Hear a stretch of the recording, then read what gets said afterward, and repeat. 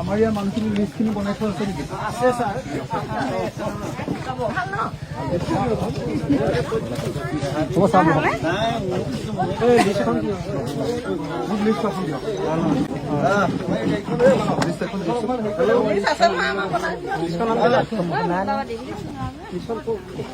মানুহ কিমানলৈকে পানী উঠিছিলে?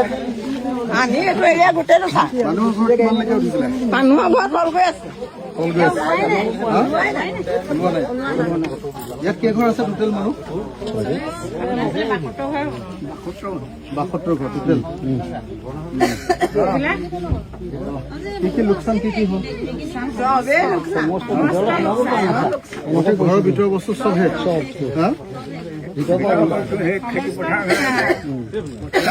খেতি পথাৰ নাই।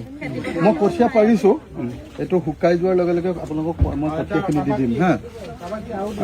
কঠীয়া দি দিম আৰু মোৰ পিনৰ পৰা চৰকাৰৰ পিনৰ পৰাতো ৰিলিফটা আহি আছে। মোৰ পিনৰ পৰা 2 কেজি চাউল, 1 কেজি দালি, পানীৰ বটলকে ধৰি কাপোৰ কানি এইখিনি আৰু 1000কে টকা প্ৰত্যেকৰ ঘৰলৈ মোৰ পিনৰ পৰা MLA হিচাপে দিছোঁ এইটো হা। তাৰপিছত মই অনুৰোধ কৰি আমাৰ শিৱসাগৰৰ কাৰণে এটা বস্তু CMৰ পৰা লৈছোঁ। CM ফ্লাড ৰিলিফ হেৰি বুলি কিট বুলি, তাত 8 কেজি চাউলৰ এটা টোপোলা একেলগতে, 2 কেজি চাউল দালি, তাৰপিছত 1 কেজি মিঠাতেল, নিমখ আৰু কিবা কিবি বস্তু আছে। সেই গোটেইখিনি দি সেইটো আপোনালোকে দিলেহি নি আপোনালোকক? এতিয়া ঘৰ সোমোৱাৰ লগে লগে সেইটো আহি দিবহি। তো আৰু কাপোৰ কানিখিনিও মই যিমান পাৰোঁ গোটাই আছোঁ, কিন্তু এইটোৰেতো আৰু জীৱনটো নচলিব হয়নে নহয়? সেইকাৰণে মই CMৰ লগত লাগি আছোঁ যে আমাক এটা পৰিয়ালক 10 লাখ টকা দিব লাগিব ক্ষতিপূৰণ হিচাপত। কাৰণ চববিলাক শেষ হৈ গ'ল হয়নে নহয়? ভিতৰৰ বস্তু শেষ, গৰু গুড়া মৰিছে গোটেইখন হয়নে নহয়?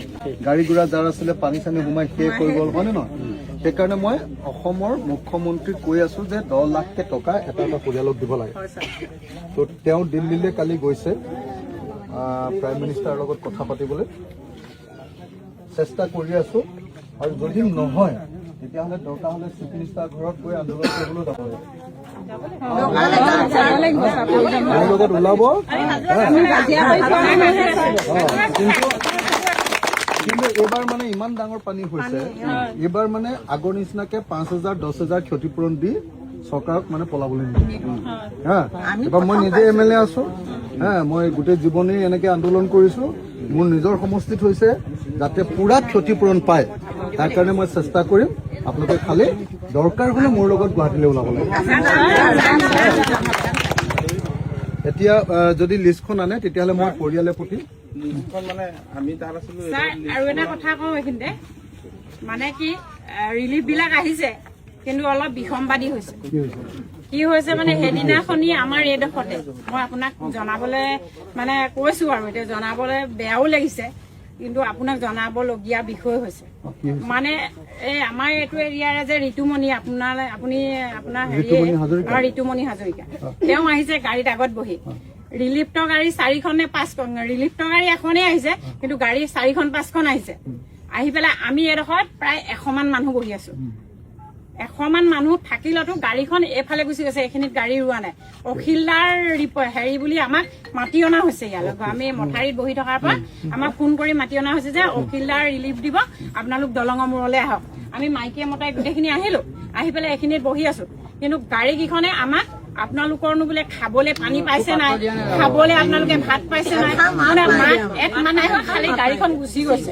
আমাৰ কিন্তু বহুত দুখ লাগিছে। ঋতুমণিদাৰ নেতৃত্বত ডিব্ৰুগড়ৰ পৰা পাৰ্টি আহিছে। প্ৰথম মানে আমাৰ তাত বিশেষকে আজিলৈকে গাড়ী কোনো এখন গাড়ী উপস্থিত হোৱা নাই।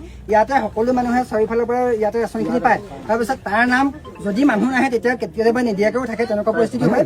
কিন্তু তাৰপিছত কি হৈছে, তাহলে ঋতুমণিদাই মোক ক'লে যে প্ৰথম মই ফিল্ডত যাম। তেওঁ ফিল্ডত যাব বিচাৰিলে প্ৰথম তাত দি ইয়াত